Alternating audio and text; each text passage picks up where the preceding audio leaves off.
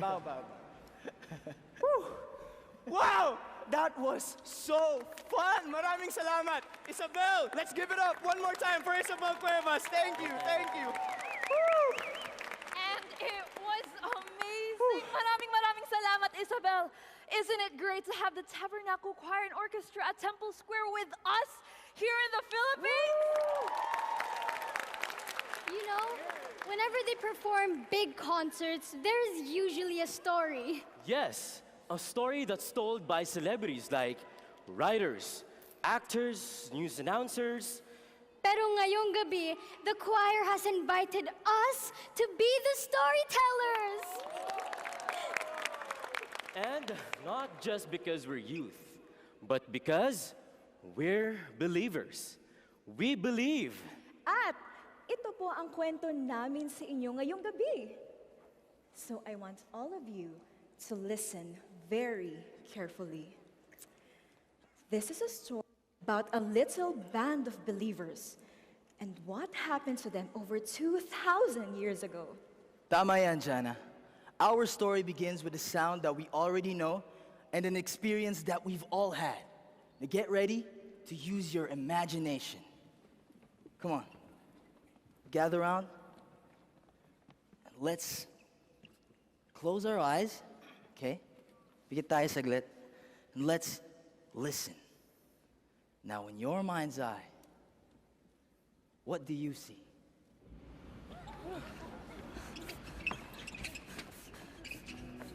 We're on a boat in the middle of a massive storm. Giant waves toss us into the air. We're calling out, holding on to each other, making sure none of us go overboard. We're in this together, pero natakot tayo. And then we remember, hindi lang tayo ang nasa bangka. There's another person. We search for him. At pag nakita natin siya, He's back here. He's sleeping on a pillow. come on! Gising! Gising! We're going to die! Patay tayo! When Jesus finally opens his eyes, he smiles gently. Bakit kayo natatakot? Why are you afraid? He asked. And then he stands. With a power we've never seen before, he speaks to the winds, the rain, the lightning, and then the waves, saying, "Peace, be still." And suddenly, all we can hear is lapping of water on the sides of the boat. At that moment, he turns to us with more love than we've ever known. He asks, Nasaan ang inyong pananampalataya? "Where is your faith?" Of all the people on the earth who know the answer to that question, the Savior's question, we do. Alam natin, we live in a nation of over 7,000 islands. Alam na natin kung ano ang bagyo, hangin, kulog, at kidlat. But people who know us, people who know our Filipino hearts, they will proudly tell you, we're not afraid of the storm. And that's because we know where to find our faith. We are believers. Whether we are Christian, Muslim, Jewish, Buddhist, or any other religious tradition, we are people who trust in God. We believe in his power to take our hand, literally, to lift us up and give us hope, pag-asa.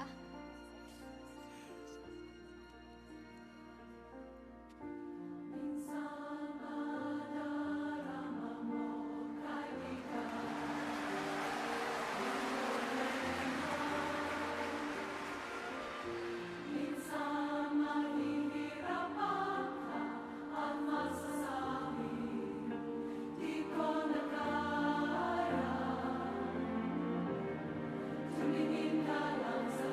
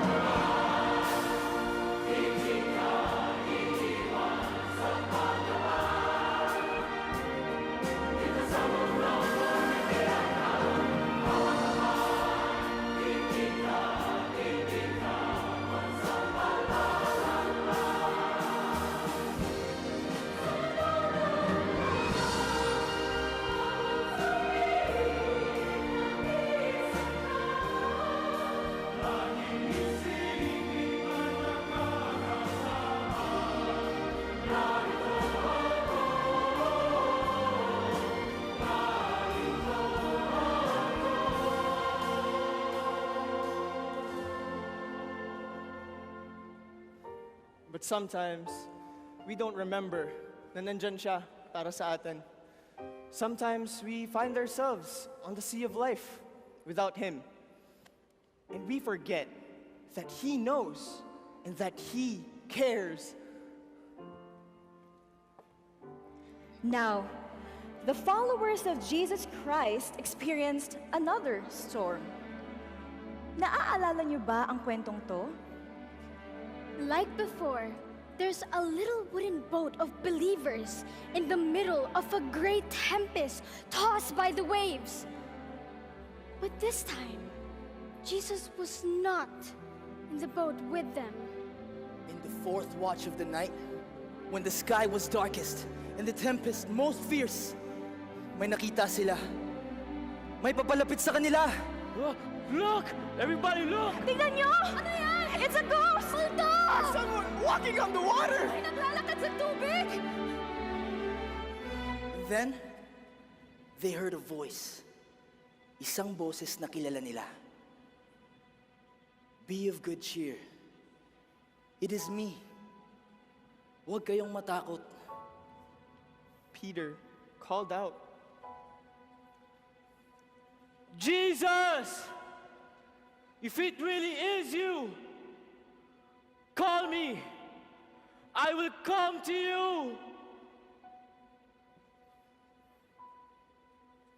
So Jesus called, and Peter came. Now, in some ways, if any of the early apostles had a Filipino heart, it had to be Peter. So it's no surprise that he leapt out of the boat, and for just a moment, he was standing on the water.